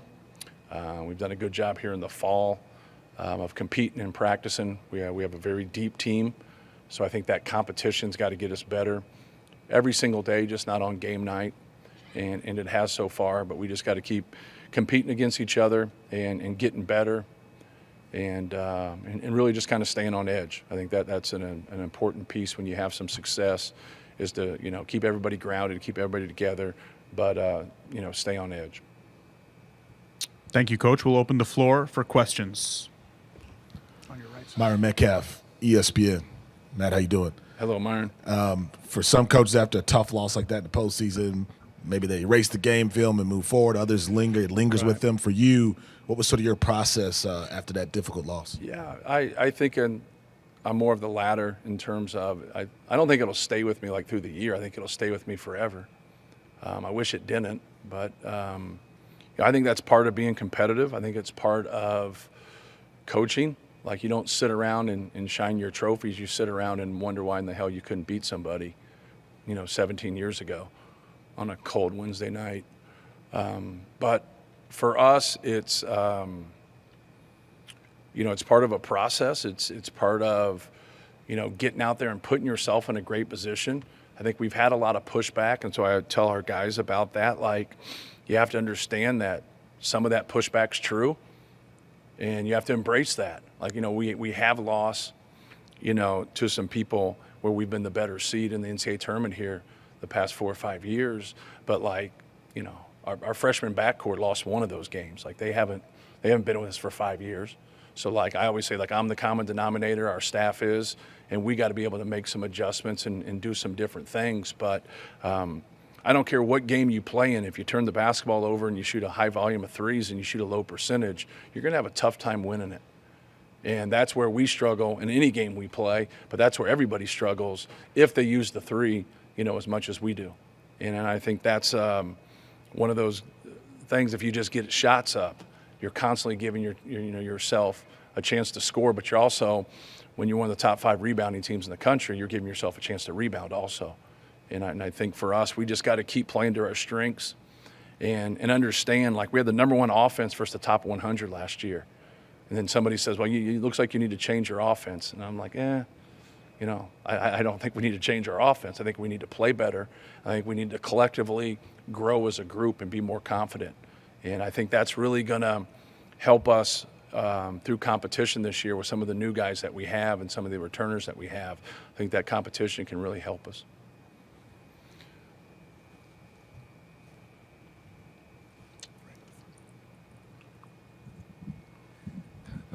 Mike DeCourcy from the Sporting News. You had a freshman backcourt last year, 2 starters, neither of whom was a 5-star guy, and you got 2 championships out of them. But toward the end of the year, it did appear that they got worn down. How much has the off season and a full year of college strength training, Purdue strength training, helped them, and will it help them through the year? Well, I think the answer lies in how they play this year, right? But both of them are workers. Both of them put in a lot of time, Braden Smith and Fletcher Lawyer. Good players, cerebral, competitive. So just looking for them to, keep making strides and having that better season. Like, you're on the job. You know basketball, but you haven't been through it. And kind of like what you alluded to, you get to the end, and it gets harder. There's no question, but it gets harder for everybody. Like, the rules aren't different for them than they are anybody else. So I think you learn from that, and you learn from that experience, and then obviously you become better. But I think for us collectively also, I think everybody needs to be able, to keep improving and making jumps. And then sometimes when you have success, that's hard to do. But I don't think it's hard to do in our situation for what happened to us in the tournament. Coach Painter, how you doing? Lewis Jackson here with Beyond the Big Ten. 2-part question for you. The success you guys had last year, how do you keep your guys engaged and ready to go this year with the expectations they have? And as well for you, we always talk about how the players prepare for the season. What is your preparation mentally getting ready just for the non-conference and getting ready for the Big Ten with the expectations you have? Yeah, it's good questions. For us, it's trying to start in June and July. I'm not really – we work out, we do different things, but if they give you time to practice, I normally practice, because I think when you run a lot of stuff, you have to have everybody on the same page, and you got to give your young guys a chance too. If you just don't know what's going on and you're not up to speed on our defensive rules and what we run offensively, you're just going to be behind. And, you want to get everybody, together in that sense. So I think we've started years. We're the only team in college basketball that's been undefeated in non-conference back-to-back years. And we face some really good people on neutral courts. So some of the wins that we've had have been really good. They've got us to where, we've been ranked number 1 in the country at different times 2 years in a row. So, 2 years ago, we thought we were in a position to win the league, and we didn't. And that was hard. We get to the Sweet 16, but that was still difficult. Last year, we won the league by 3 games. But we didn't play great down the stretch. We still had moments. I shouldn't say we didn't play great. We didn't shoot great. And I think that took away from us. Even though we win the Big Ten tournament, it was still kind of that little bit of that slow deterioration when it came to our confidence. And as a coach, you try to do everything in your power to help them. Like, you shoot more, you're more positive. You try to. But when you get into those games and then that's not working. Now you try to find mixes and find different groups that maybe can help you. And sometimes you got to win a different way. You got to be a little grimier. You got to be tougher on defense.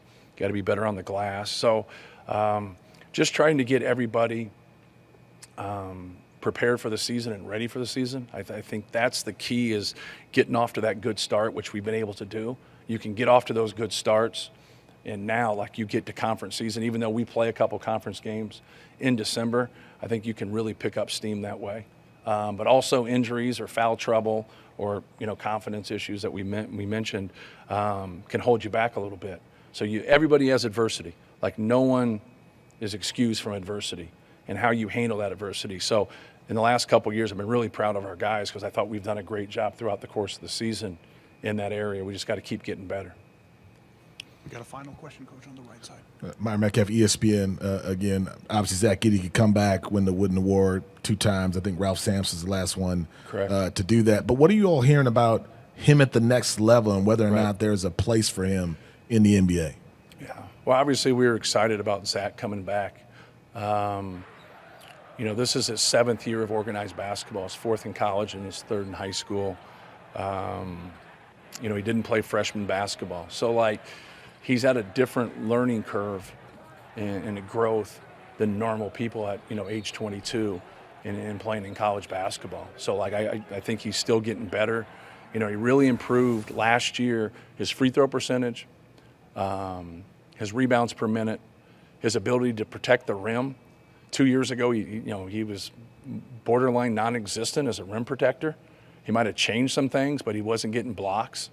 Last year, he got blocks. He changed things. His ball screen defense was good. His motor was better. Now I think his next step is really just, how can't you believe in yourself when you're the consensus National Player of the Year, right? But he doesn't have those experiences where when he was 8, 9, 10 years old, he's the best player. He's the best player in his area. He didn't have those things. So the confidence thing for him is so important. In terms of like growth in the NBA, and I believe he's an NBA player. I think if people were around him all the time, he's very functional in what he does. When he first got here, his inability to pass what was a tough thing. Now he's a very good passer. He understands things. He really conceptualizes what's going on the offensive end of the court. So like he can rebound, he can defend he can protect the rim.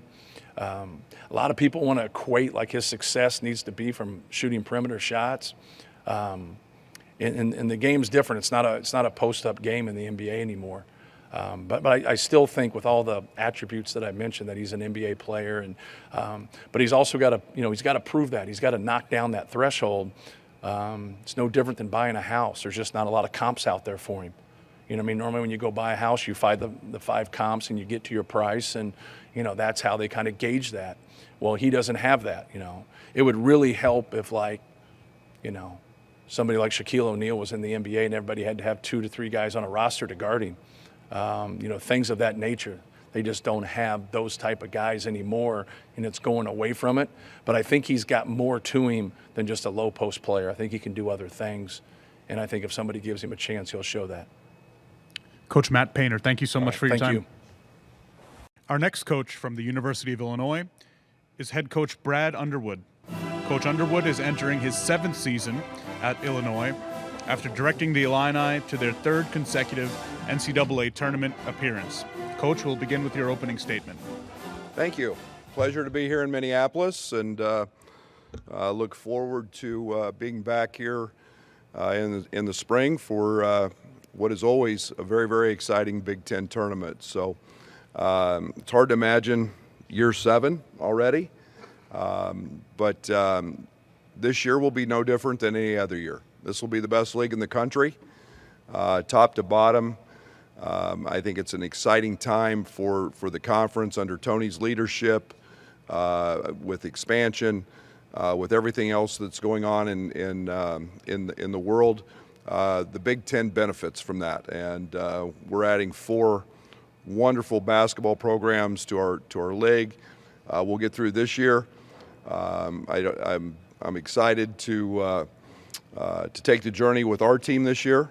I'm excited about our group, but as we all know, playing on the road in this league in front of a packed house, sellout crowds, great coaches, great players, will make it one of the best years ever, and very excited to get started. Thank you, Coach. We'll open the floor now for questions.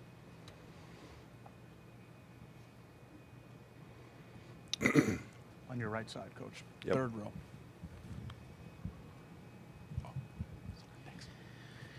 Brad, John Fanta from Fox Sports. Good morning. Good morning. What would you assess is the latest on your point guard situation? Yeah, it's good. Everybody seems to be worried about it, except me. I think one of the big mistakes I made last year was I didn't play Ty Rodgers there exclusively.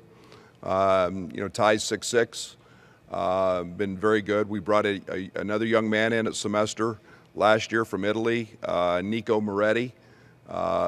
Nico got a jump start, so to speak, with practice time in the weight room. Nico was fantastic on our trip to Spain.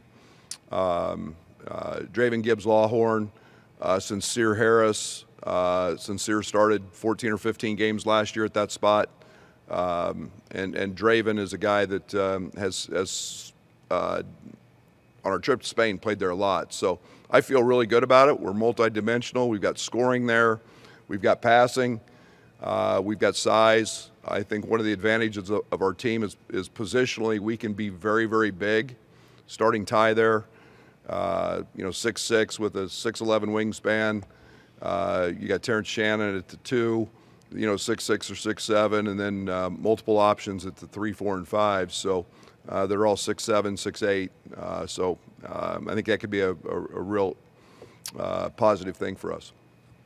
Second row here. Brad, Adam Jardy with the Columbus Dispatch. You've been in this league long enough now to see the lack of separation at times in the standings. As you look ahead to this year, what do you think will be the difference between the teams that are kind of at the bottom of that logjam that we generally see in the middle, and what could separate a team at the top? Yeah, I think we're in an interesting time in college basketball just because of COVID. And we have maybe the biggest age discrepancy ever. 23, 24-year-olds playing against 17, 18-year-olds sometimes. Last year I think it played out a little bit that we saw some very old teams be very successful. We had one of those in our league, Penn State. I think that can be something that separates. Obviously, a team that's tough enough to go on the road and win in this league, road wins are like gold. And you like to stockpile those if you can get them. But it takes tremendous leadership, tremendous charisma, character for your team to do that, and maturity. And I think that's usually the defining moment. But top to bottom, this league has got great coaches, great players. I think you could, other than maybe Purdue because of Zach, you could probably throw them all in a hat and pull them out and say, hey, they could finish here and not be shocked. We got a question back right. Hey, Brad, Isaac Trotter with 24/7. Your numbers defensively with Coleman and Terrence and Ty together were really good. How do you massage like the two other guys in that 5-man lineup and how do they make their life a little bit easier? Yeah, that's the plan. We know those guys are really good. Coleman Hawkins, I think, is one of the elite defenders in college basketball. He can positionally guard 1 through 5. Terrence Shannon, I think, is one of the better two-way players. Last year we had a lot of youth. We made a lot of mistakes. I'm hoping experience. I'm hoping size at some different spots. And we're trying very, very hard just to be consistent on that end. I think we've got a plethora of guys that we can throw out there, but we want to match their level. There's no doubt. Ty's proven he can be one of the top rebounding guards in the country. He's tough. He's physical. He's in much better shape. He's dropped about 20 pounds since last year, so he's leaner, more athletic. So those three guys are a good starting point, and but I like some of the things our other guys have done. Coach Underwood, thank you so much for your time. Thank you. Up next from the University of Nebraska is head coach Fred Hoiberg. Coach Hoiberg is entering his 5th season in Lincoln with the Huskers. Coach, we'll begin with your opening statement. Thank you, Saddi. Great to see you. Always great to be back in Minneapolis. Certainly one of my favorite places that I've been on my journey with great success that we had up here on some really fun teams. Great to hear Prince on the sound system there. He always came into our playoff games with his platform shoes on and his entourage in the second quarter and made a big scene. So pretty cool to hear that. But it's always great to be back in Minneapolis. Just, first of all, talk about our group this year. Really enjoyable group to coach, top to bottom. It's a team that comes to compete every day. We had a really unique opportunity this summer with a lot of new faces to go to Spain and have a very good trip with a foreign trip you can do once every 4 years, and just really excited about our group. And it makes our job a lot easier as coaches when you have a team that comes prepared to work every day and competes every time they step on the floor.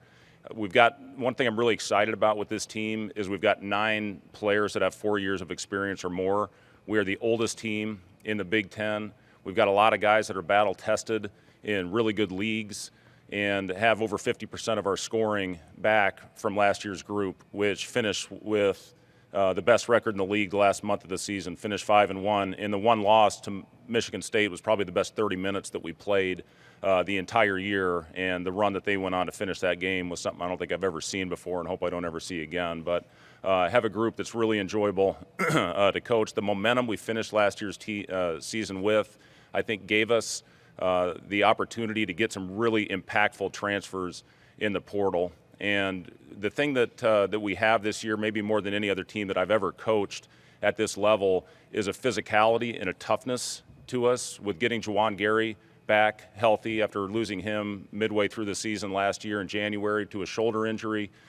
He's a guy that can defend all 5 positions.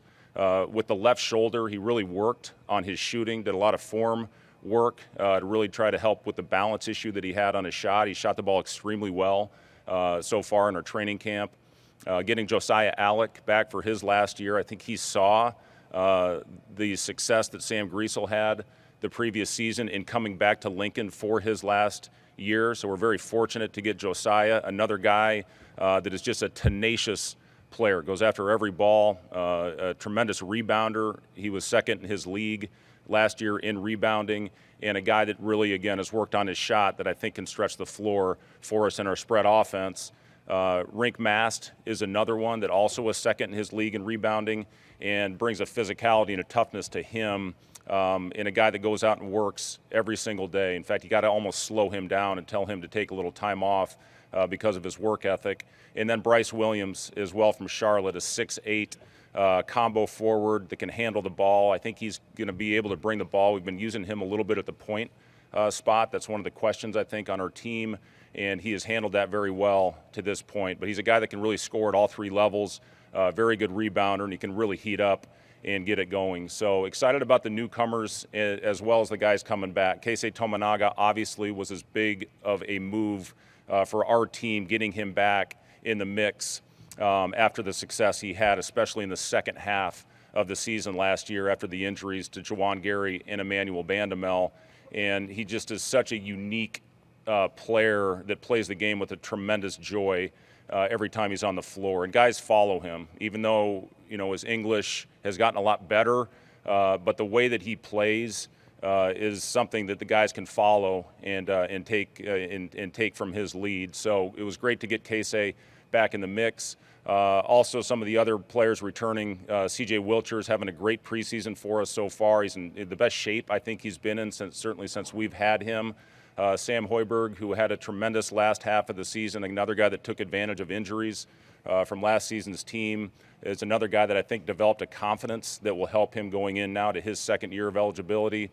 Like I said, Juwan Gary coming back from injury last year, and Jamarcus Lawrence is a guy that is really shifting positions for us and playing pretty much exclusively at the point for us right now, and it's a shift in mentality, and I have to continue to remind him to be aggressive. What's made him a special player over the course of his career is his ability to put the ball in the basket, but now the balance of running in offense and running the show and getting players involved is something that he is still learning, and it probably will continue to learn as we play the first couple of games of the season. But I've been really pleased with Jamarcus going out there and running the show for us.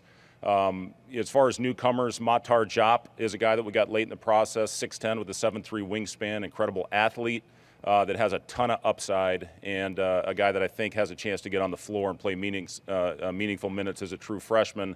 And then Eli Rice. Eli's a 6'8" forward that we got as a freshman from IMG Academy, led our team in scoring on our foreign trip this year to Spain. So really good group. Again, fun team to coach, and excited about this group.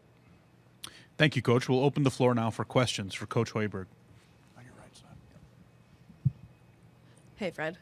Amy Just, Lincoln Journal-Star. You talk about all your guys individually, but how have you seen the new pieces blend with the old ones in the first few weeks of practice? Yeah, it's a very mature group, Amy, and it's a team that, I think last year's group really set the culture that we needed and really flipped it with Griesel, with Bandamel, with Derek Walker, all being older players. And we've got a very mature group of guys. And, I can't tell you exactly who the one leader of this team is, but it's a team that certainly is led by committee, has been a committee-led team. And as far as blending them together, I mean, it's what our sport is right now, is with the portal, with bringing in as many new faces as we do. But again, when you look at the amount of games that our players have played and started, we've got a lot of guys that have started at a high level, and you bring those guys together with the players that they're integrated with, because you have a culture set. Those guys have come in and really kind of taking it to the next level. I think this is, again, a mature group that I've ever had, certainly at Nebraska, even going back to my days at Iowa State. So, it's a team that I think will battle through adversity, similar to last year's team. When you have two starters in the middle of the year that go out, you have to have a good culture in order to fight through that adversity. And I think this team is built the same way. On the left side. Hey, Fred. Robin Washut with HuskerOnline.com. This is probably the deepest roster you've had since you've been here. Guys that have started a lot of games, played a lot of minutes in their career. What is the challenge of establishing role definition and getting guys to accept the fact that they might not start or they might not play extensive minutes and still buy into what you're doing? Yeah, it's that is going to be a challenge, but it's a good challenge, for us, and a good problem to have is when you have great depth. And our big thing right now is figuring out the rotation. We had our first inter-squad scrimmage of fall camp last week, and we're going to have another one on Thursday. And that's where you figure out who's going to be in your rotation. And early on, the rotation may not be the same as it is as you go throughout the year. How that certain players respond to pressure situations on the court, but I'm really mixing the teams pretty much on a daily basis to see who fits with each other. The one thing that I think you'll see with this team with the depth is we're going to have a lot of different combinations we can put on the floor. We can play smaller, more skilled lineups, but we can also play big and I think have a chance to be a team that can punish some people, especially on the glass, which we have not had that at my time in Nebraska. But if you throw a lineup out there with Bryce Williams, Jawan Gary, Josiah Alec, Rink Mass, you're going to have a huge group out there that all have a level of physicality to them. So that's the challenge right now, is figuring out, not only who starts, which I really could care less about, but more importantly, who's going to finish the game for us. And, again, I keep throwing the word mature out, but it is a mature group, and we talk a lot about role acceptance. And whatever role you have to shine and star in that role, and I'm confident our guys will do that. Final question here on the right. Fred, Wilson Moore, Omaha World Herald. You've talked a bit about the experience this team has. What goes into that philosophy of going after guys in the offseason like Rink and Josiah, who have a lot of college basketball experience? Well, I talked a lot to our staff about the types of players that we want, the types of players that the Nebraska fan base can get behind. And I talked a lot early in the process last year of that team was going to be a very enjoyable team to watch. And had we stayed healthy, I honestly think we had a chance to be a tournament team last year. And, we had Derek Walker out for the first 5 and then had a really good stretch when we had our starters together after the injuries, went through a tough stretch and then finished the year out really strong. But it was a team, I think, every time we stepped on the floor, our fan base could rally behind because of how hard they played, diving after balls, taking charges. Really had a defensive identity early in the season with the group that went out there and played with a great toughness to them. So when you talk to your staff about identifying those types of players, I think, I give our staff a lot of credit for going out there and finding the right guys that are going to continue on with making this fan base very proud. So, now it's about taking the next step. I know it's an important year. It's getting into the postseason and having a chance to compete for championships. That's what this thing's all about. And, this group, I think, is a team that whatever happens on the floor, they're going to continue to fight and continue to battle. And that's all you can ask of your team. So I'm excited about this group. I'm excited about this year. And again, it's a team that I think our fans will really enjoy watching. Coach Hoiberg, thank you so much for your time. Thank you, Saddi. Yep. Next to the stage is the head coach of Northwestern University, head coach Chris Collins. Coach Collins is entering his 11th season with the Wildcats. The reigning Big Ten Coach of the Year led the Wildcats to a program record 12 conference wins and their best Big Ten finish since 1959. Coach, we'll begin with your opening statement. Yeah, thank you. It's great to see everybody. Every time we come here, you realize how close we are to playing games, which is exciting. I think everybody's looking forward to another great year of Big Ten basketball. I know we are excited about our group to see what we can become. It's going to be an interesting team for us. We do return a number of veterans that have been a part of winning now and have tasted, how hard it is and what it takes to win in this league. And we've integrated them with 6 new players. So very much, even though we have continuity and older players, we're also mixing in freshmen, some transfers, and trying to become the best team we can be. So excited to have 4 guys back from last year's team that all pretty much played starters minutes and were key guys, on a team for us that was very successful. Boo Buie obviously coming back was a huge boost. Anytime you can have the point guard position, someone who's been a starter for 5 years in this conference, makes you feel a little bit easier as a coach. The league is going to be unbelievably deep and good again. No bigger testament to that was, last year we played the very last game of the conference slate. We were up playing at Rutgers on the last weekend on a Sunday night. And they told me before the game as I took the floor, if you win this game, coach, you're going to come in second place. If you lose this game, you're going to come in ninth place. So, that's just how competitive, that's how much parity was in this league. I don't see that changing. Everybody's getting better, so well coached, so many great atmospheres, very tough to play on the road. So we're excited to see what we can do with our group and lean on our veterans, continue to try to push forward and become a consistent winner in this league, which is very hard. Thank you, Coach. We'll open the floor for questions. Matt Shelton from Northwestern Rivals. Coach, you have the second opportunity in program history to make consecutive NCAA tournaments. What are your expectations for the season, and do you think this team has the tools to make it back? Yeah, great question. I think we all, being a part of, there's a couple of guys that have been on staff with me and myself going through it the first time. Anytime you go to the first NCAA tournament in the history of the school in about 100 years, it's a big deal. And you have a tendency maybe not to get caught up in it, but to get a little bit satisfied about what you've accomplished. And, we went through that before. The margin for error to win is so slim. I think the thing you learn is you can never just assume just because you have guys back, it's not just going to automatically be the same. You have to start over. You have to reestablish habits. One of the things that made us good last year was how together we were, how tough we became, our defensive identity, and our ability to win close games. That's what you have to do in the Big Ten. You're going to be in so many close games. Can you find a way to get stops and to score late in games when you need to win? We have to reestablish all those habits, and our guys have done a very good job so far in the summer and into our preseason practices of understanding that last year is last year. I purposely don't ever mention it with this group because it's not relevant to this year's team. We have to be hungry to pursue accomplishments with this team.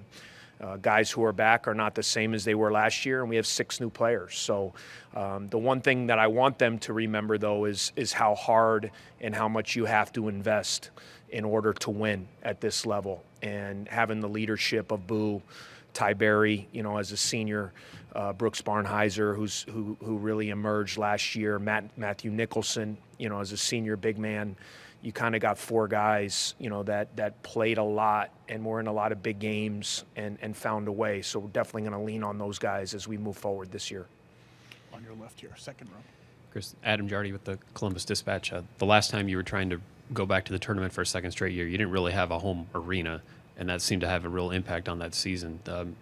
Can you speak on what Welsh Ryan has turned into, what it was like seeing the students kind of embrace last season, and what sort of challenges you expect just trying to get students, all the students that want tickets, into the arena this year? Yeah, no, it was awesome. Fortunately for me, I had a big part of kind of designing the new Welsh Ryan arena with our administration, with the architects, kind of trying to build a place that we felt could become a great home court atmosphere for us. And seeing that come to fruition last year, especially during the conference season, at times I got a little bit emotional about it because it was, it's you lay awake at night kind of dreaming that you could have an opportunity to build something like that with our home court. I think we did that last year, and I think it's going to be important. It's so hard to win. Like I say, so many places we go, they're great atmospheres, and we need to have a tough place to play. I think it became that last year, and it's going to be important. Our administration's done a great job. We never really had the problem of having students get turned away from games, and that's a great problem to have. So how do we make sure we can pack that place and get as many as the students in there that want to be there, want to support the team? We've made some measures this year to kind of help with that, and hopefully we can recreate those similar atmospheres. I really thought it probably helped us to 3 or 4 more wins. And that's a big deal when you're fighting to be a postseason team. You're fighting to be in the upper echelon of the league. So it's going to be important for us to keep that atmosphere. Third row on your right side. Yeah. Chris, John Fanta from Fox Sports. Over the offseason, you said when you have Boo Buie on your team, it's like having a great quarterback. When you went through what you did last year, that rich success, and now you said we reset, I don't bring up what last year was. How much does he set the tone mentally every single day with this group, with the way that he works and the way that he leads? Yeah, I mean, it's a great question. He's been incredible in those regards, you know, and if I would have said those things when he was a freshman, you know, that's what's kind of fun about maturation of players and development of players. That's what's fun about us, to see these guys over a course of 5 years, you know, not the players they become, but the leaders and how they embrace the little things, the details, how hard you have to practice. It's just nice to have a voice outside the coaching staff that can talk to these guys, that all these guys respect. That's an extension of me out on the floor. I mean, I think that's something that he and I have built over time. And it helps you have a chance to be successful when the head coach and the point guard are aligned and they have the same vision and they have the same goals and they're together. I think it just seeps throughout the whole team. And, you know, for those reasons, amongst others, I'm really excited to have him back for this 5th year. Coach Collins, thank you so much for your time. All right, thank you guys. Next to the stage, from the University of Iowa, is head coach Fran McCaffery. Coach McCaffery is entering his 14th season in Iowa City after leading the Hawkeyes to their 7th NCAA tournament appearance in the last 9 years. Coach, we'll begin with your opening statement. Good morning, everybody. Obviously, this is an exciting time of year for all of us. I think in our case, it's going to be interesting to see how we develop with what is essentially a new team in a lot of ways. When you look at last year and you look at, you know, Connor, Chris, and Phillip, our starting front line, they played 3,000 minutes. That's a lot of minutes. They were awesome. They're also our leaders. So as we move to this year with 4 freshmen and 2 transfers and others that have to step up and fulfill maybe a different role starting at the leadership position. So we had a little bit of a glimpse of what we can become, because this was a year where we were able to go overseas. Went overseas in August, played 3 games, had extra practice time, which I think was really important, especially considering, as I pointed out earlier, we have 6 new players. So we've been together for a while. We're making great progress. I've been very pleased, and I'm very optimistic. Thank you, Coach. We'll open the floor now for questions.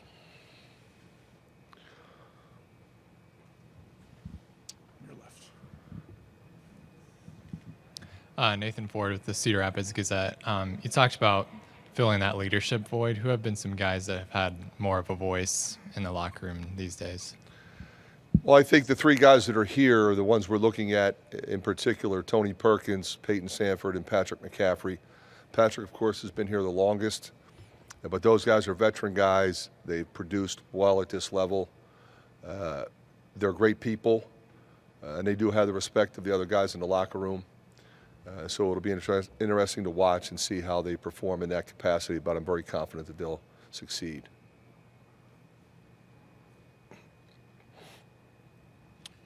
On the back right, Coach. Hey, Fran, Isaac Trotter with 24/7. How is your evaluation of freshmen different than some of these other coaches? Sometimes your guys are a little bit underrated, but they come in and, you know, 2 years down the road, they're really productive for you.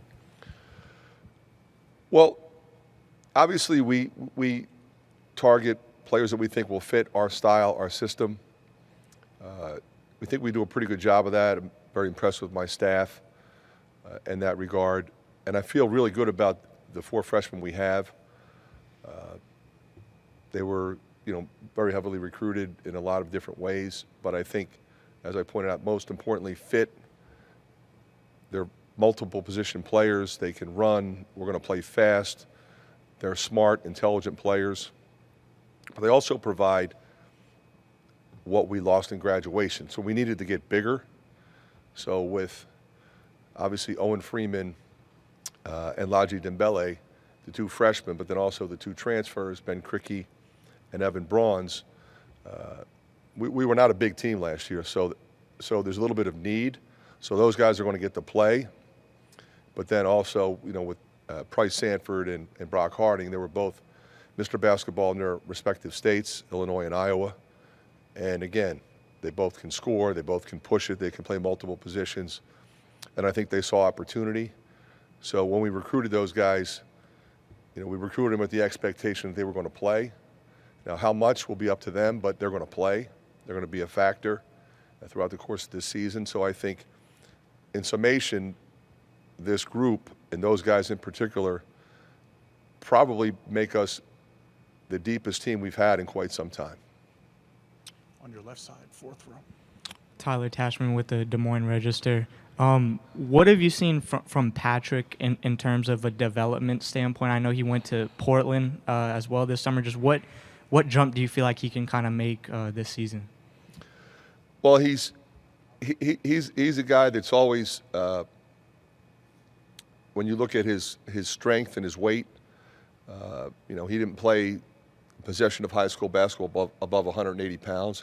He had that situation when he came in as a freshman. So now he's up to about 217.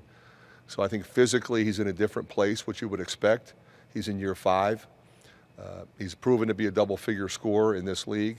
So I think his shooting is something that has been really impressive. But I think his ability to attack the basket, and I think he's really improved dramatically defensively. And I think that will be reflected on the glass as well. So he's progressing as you would expect a fifth-year senior to do, especially one that has been such a solid contributor for 3 years on really good teams. Coach McCaffery, thank you so much for your time. Okay. Do you have a question?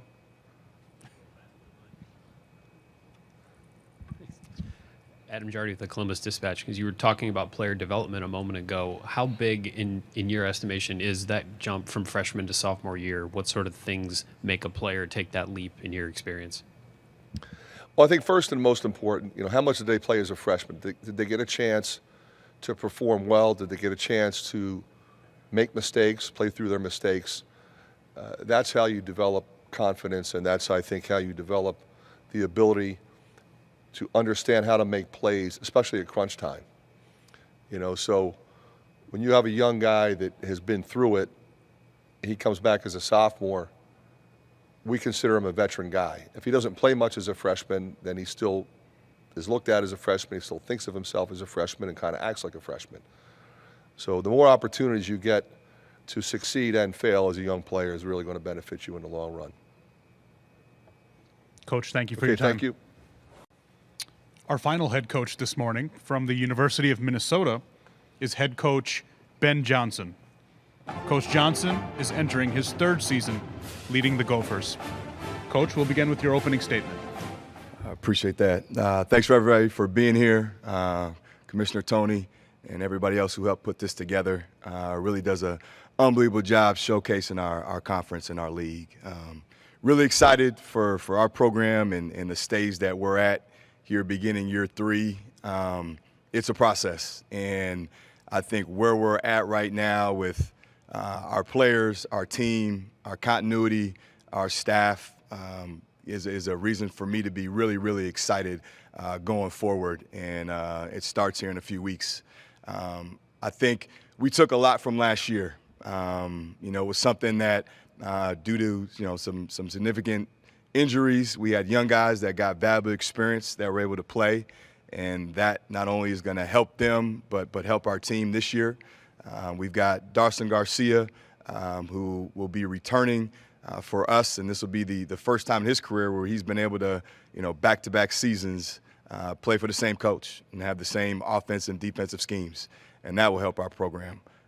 We were able to go into the portal and add some experience, some guys that are hungry to play at this level, and we were able to add some talented young freshmen. So I really like the mix of our program right now. We've got some really good depth, which we haven't been able to have, which has made our practices really competitive, which in turn will make our team competitive.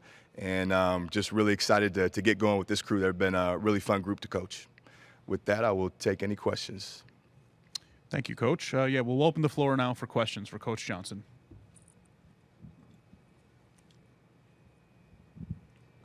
Ben, I wanted to ask about Dawson Garcia. You mentioned how he's in the same system for back-to-back years. What sort of things do you feel like he can improve on? Obviously, he's an all-league type player, but kind of that familiarity, and then how do you feel like you can use him knowing his full skill set? Yeah, I think, Dawson had an unbelievable offseason in terms of just his body. I mean, that was something he really takes pride in and wanted to get stronger and really worked on his conditioning. And now it's just about being consistent. I think, when you know exactly what's expected and how I'm going to be, you have returning players that understand your game and you understand their game. There's comfort in that. Just being in the same system does nothing but hopefully give him confidence. And he's carried himself and he's played that way. And so now the challenge is to kind of continue how he finished last year on a really high note with just being productive on both sides of the ball. And I think his leadership will be really important. And he's up for the challenge. I think he's got a hunger like I haven't seen in a player in a long time. And so really excited to see what he can do and different ways that he can help our team this year. Myron McCaffery, ESPN. How you doing, Ben? How we doing? What would success look like for you, and what's the message been to the team so far about that? We talk about that a lot. And, for us, interesting enough, I think every program, when you're trying to build and grow, has different stages and steps that it has to take to sustain success. And for us, it really started in the offseason, to be honest with you, with our academics. And our guys knocked it out the park. And that carried over to an unbelievable offseason where more players were in the gym on their own. And then that translates to competitive practices. And I think it goes hand in hand. And I think, we have to understand, who we are and where we're at, and every detail matters. And that's why I say if you're really good and your stuff is tight academically, your stuff's tight socially, well, I know you're going to be the guy that's in the gym and watching and getting extra film and getting extra shots. And to have that kind of from top to bottom in our program, that's the first part of winning, and then it's just worried about today and having a really good practice today. And I think our key is within those finding little victories. I think that's the one thing that I've pressed on our team is now that we have some depth, we have experience, we have returners, we got to figure out what it means to win and how you win. And that's just an everyday process, and we'll worry about that as each day presents itself. Marcus Fuller, Star Tribune. Ben, can you a two-part question? One, can you talk about the Big Ten tournament, men and women being here in Minneapolis? And the second question would be, this is your third year with the program, and you have your third starting point guard coming up from the transfer portal. What are the challenges with that, and how are those two point guards establishing themselves? No, good question. Really excited to host the Big Ten tournament from the men's standpoint. I think it's a unique opportunity for our fan base to really be able to be impactful, hopefully for us. And it's a chance for them to obviously some really good basketball. As far as the point guard situation, that's part of college basketball now. I think we've done a pretty good job throughout my years here of finding guys in the portal that fit us, and I think that's the most important thing.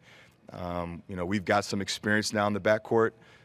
We've got a freshman in Cam Christie that isn't your prototypical freshman. He's a mature young man.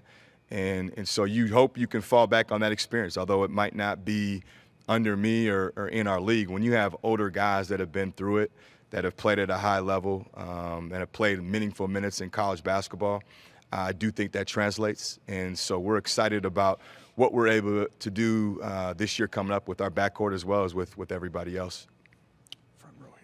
Charles Holtmann, Minnesota Spokesman Recorder. Coach, you opened up the season, your first game of the exhibition against a black coach. Both of you are the most tenured coaches in Minnesota colleges. Then you open up the regular season with Bethune-Cookman, and you have another HBCU. Then you have two coaches in the conference. How important that is in your eyes that fans and media can see black coaches leading their teams that's not HBCUs, so to speak? Yeah, I think we always try to use our platform in every single way possible to, expand diversity, whatever that diversity might look like. And there's a lot of talented coaches across the country. whether it's at a HBCU or at a Power 5 or at a mid or a low level, that do a really phenomenal job. And so I think all of us kind of carry it as a badge of honor to do things the right way, to be competitive. And, you know, I think, you know, we're excited for opportunities to showcase that and to kind of push the narrative and push the envelope and open eyes that regardless of what that diversity might look like, that there's a lot of people that are capable of performing and being really good coaches at any level. Second row on your left. Kane Robb, Locked On Golden Gophers. Pharrell Payne, a young sophomore. What are your expectations for him in taking that year 2 leap for this program this year? No, I've really high expectations of Pharrell. You know, I think, again, last year there were a number of times when I told him, like, it's not going to get harder than it is right now. You know, to go against the likes of Hunter Dickinson and Edey, Stephen Kroll, you know, you can go down the line. As a true freshman, as an 18-year-old on a young team, it's only going up from where he was at. And so I think he needs to have confidence in that. And to get the experience that he got, to be thrown to the fire, I think that's the best teacher. He's not a typical sophomore like the other two guys in Braden and Josh. And, again, I think there's a confidence with that. He walks around, you know, with a certain type of aura to him, that the anxiety's gone because he knows what it is. And so because of that, he does have expectation. And the main thing is just to be able to compete. You know, when you're able to go through it like he was last year, you understand how hard you have to play every single day, how hard you have to play and practice every single day, how you have to prepare conditioning in the weight room, nutrition, you know, film, on and on and on. You can talk about it as much as you want, but unless a kid goes through it, sometimes they don't really feel it. And fortunately enough, you know, he's one of the guys that went through it, and so he understands it, and there's an urgency to him. And so I'm just really excited for him and to see where he could take his game this year. Coach Ben Johnson, thank you so much for your time. All right, thank you.